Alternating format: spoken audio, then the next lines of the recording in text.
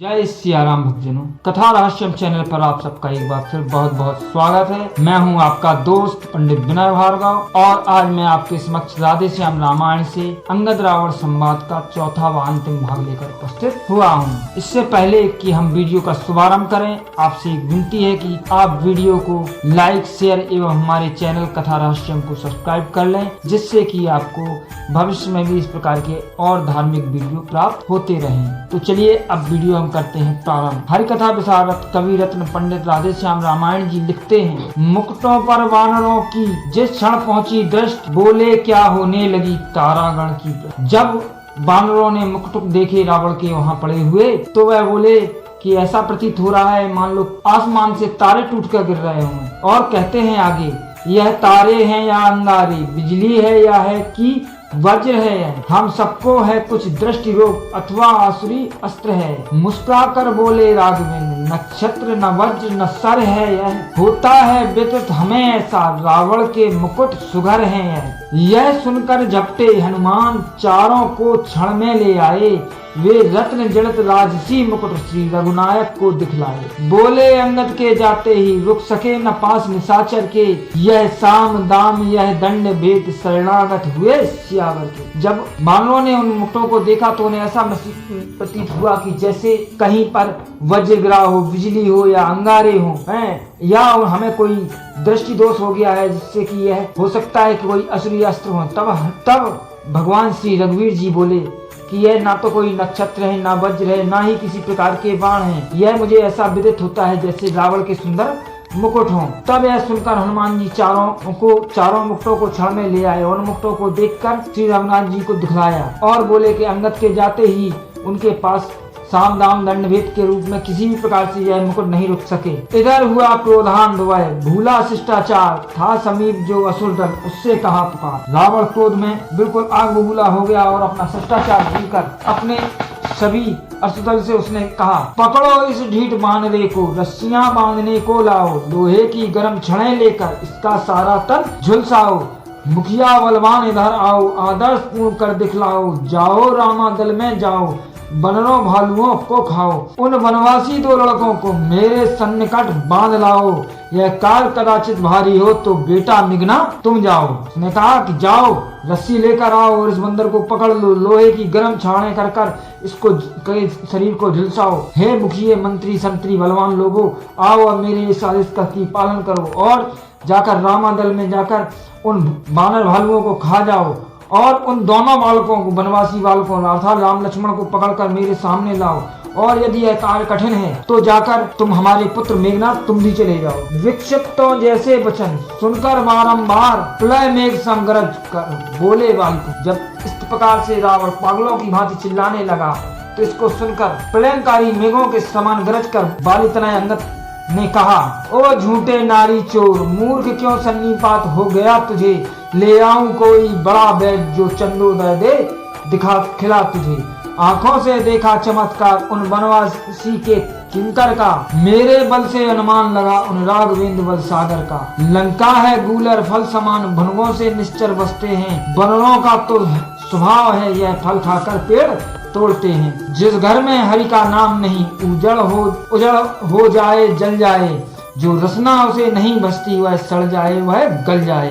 अंगद जी बोले, अरे वो झूठे और नारी चोर, क्या तुझे वज्रपात हो गया है, क्या तुझे लकवा मार गया है, या आंखों में के से भगवान श्री राम के एक छोटे से दास हनुमान जी का चमत्कार देखकर भी तू नहीं पिघला, तो मेरे बल का भी अनुमान लगा ले और फिर सोच कि वह बल के सागर श्री रामचंद्र जी में कितना बल होगा। उनके लिए लंका एक भुनगे अर्थात पतंगे के समान है और छोटे छोटे कीड़ मकोड़ों के समान निश्चर हैं, और हम वानरों का तो वैसे ही स्वभाव है कि हम फल खाते हैं और वृक्ष तोड़ देते हैं। और वो आगे कहते हैं कि जिस घर में हरि का नाम नहीं होता है, इससे अच्छा है कि वह घर उजड़ जाए, और जो जीवा श्री राम का नाम नहीं बसती वह सड़ जाए या गल जाए। और आगे रावण कहता है, रावण बोला हो चुका पूरा अब संवाद, आगे यदि कुछ कहा तो होगा महाविषाद। रावण क्रोध से कहता है कि हमारा आपका संवाद पूर्ण हो चुका है, अब आगे मुझसे एक शब्द ही मत निकालना, अन्यथा बहुत ही बड़ा विषाद होगा। क्या गरज पड़ी है सागर को किसी ताल से मेल करे, किस लिए दिवाकर दीवाना दीपक से जाकर मेल खेल करे। तपसी है गन्ने के समान मेरा हर निश्चय हाथी है, मत कर अजान की सी बातें जानकी साथी है। रावण कहता है कि मुझे क्या गरज पड़ी है, मैं सागर हूँ। श्री रामचंद्र जी को ताल के समान कहता है कि वह ताल है, इसलिए मुझे क्या गरज पड़ी है, और मैं दिनकर हूँ, वह एक छोटे से दीपक के समान है कि मैं जाकर उनसे मिलूं। और जो तपसी है वह गन्ने के समान है, और मेरा हर निश्चर एक हाथी के समान है। और हे अनजान, मत ऐसी बातें कर, जानकी मेरी जान की साथी है, जब तक मेरी जान है तब तक मेरे पास जानकी रहेंगी।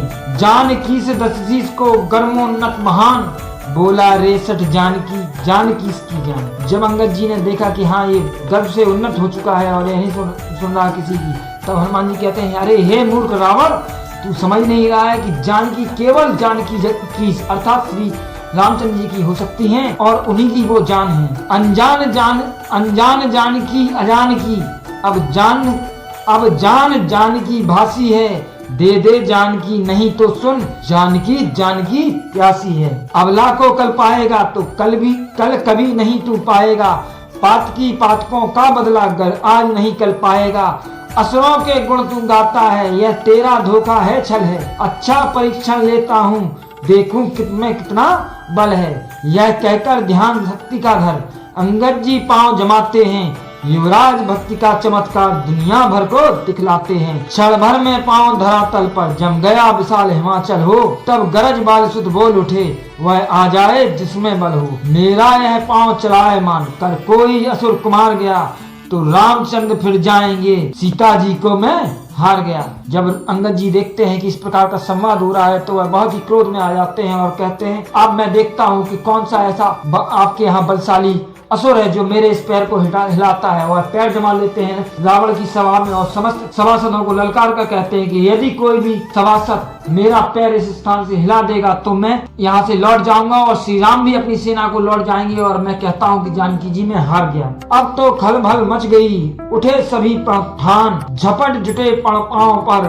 बड़े बड़े बलवान। जितने सारे बलवान थे सभी उठकर दौड़े और अंगद जी के पैर को पकड़कर उठाने की चेष्टा करने लगे। अड़कर बढ़कर गिरकर पड़कर उठकर होड़ लगाते थे, पग हटता था ना हटीले का, हट धर्मी हट जाते थे। ऐसे वैसों की क्या गिनती, बल इंद्रजीत का घटा वहाँ, पृथ्वी कांपी भूकंप हुआ पर पांव न तिलबर हटा वहाँ। तब तो दस्कंदर आप उठा, 20 हाथों को उठा लिया। खूब अड़कर बढ़कर चारों तरफ से हर प्रकार से प्रयास करके लोग उठ कर होड़ लगाते थे और अंगद का पैर उठाने का प्रयास करते थे, लेकिन वो पैर नहीं उठा। और ऐसे वैसों की गिनती क्या, स्वयं मेघनाथ के बल से भी वह पैर अंगद का जरा सा भी नहीं मिला। आगे कहते हैं, धरती भी कांप गई, भूकंप भी आ गया, लेकिन वह पैर टस से मस नहीं हुआ। तब तो दस्कंदर स्वयं उठा और अपने 20 भुजाओं को उठाकर वह आगे बढ़ा। तब रावण को बढ़ते देखा, पग रामदूत ने हटा लिया। बोले सेवक के पांव पर क्यों अपनी शान घटाता है, क्यों नहीं पकड़ता रामचरण,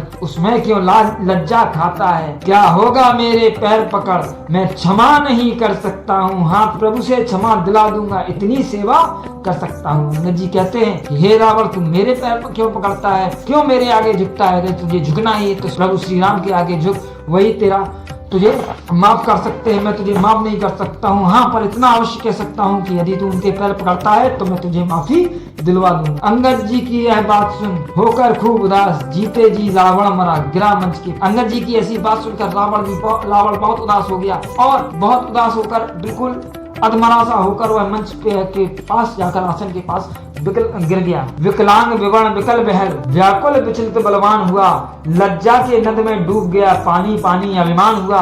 अंगद बोला, यह क्या चित्त की सुस्थिर श्रीमान करें, मैं मित्र पुत्र महाराज, मैं मित्र पुत्र हूँ महाराज, तुझियों पर आप ना ध्यान करें। रे जाओ सत्वर ही कोई, मिर्चों का नाश शीघ्र लाओ, राजा पर प्रेत सवार हुआ, सियाना कोई बुला लाओ।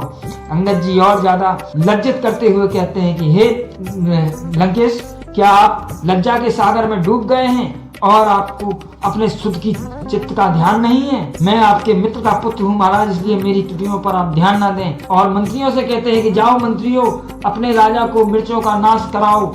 और हो सकता लगता है मुझे कि राजा पर कोई, लंकेश्वर पर कोई राक्षस भूत सवार हो गया है, तो जाओ किसी सात्विक को लेकर आओ और इनका इलाज करवाओ। क्रूर हास्य सुन किसका जला जल गया और आंख बदल कर कहा, सुन दूतों के सिर मोर, जा हट जा, भाग यहाँ से जा, अन्यथा बुरा फल पाएगा।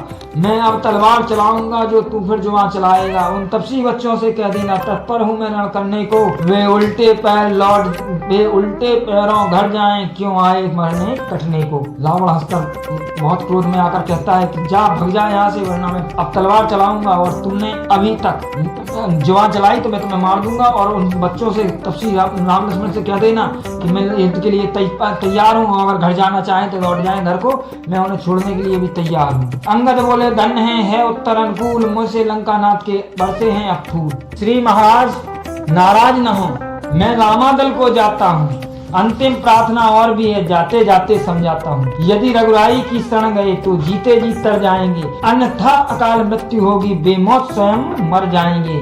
जिस तन पर है अभिमान तुम्हें वह एक दिवस छुट जाएगा, बस अंत बसंत काल का है, फूला वन लुट जाएगा। जो मट्टी है मट्टी ही है, बतलाओ वह मूरत कैसी, जो एक रंग में रहे नहीं उसकी रंगत रंगत कैसी। जो वस्तु सर्वदा मिथ्या है उसमें अनुराग बढ़ाना क्या, जल जाए ग्रीष्म में जो बिरवा उसको जल से सिंचवाना क्या। सर्वदा रहे जो साथ नहीं उसकी कुछ काल संग ही क्या, जिन पुष्पों को मुरझाना है उनकी मांगत सुगंध ही क्या। है धूल रचित जो धूल खाए फिर उसे धूल में जाना है, खोजना धूल में फिर उसका बस केवल धूल उड़ जाना है। इसलिए उठो सत्साधन को, छोड़ो सौंदर्य उपासन को, है मार्ग भक्ति का यही ठीक, निर्मल कर डालो निज मन को। इस प्रकार चेतावनी देकर बारंबार संध्या जब होने लगी लौटे बाली कुमार।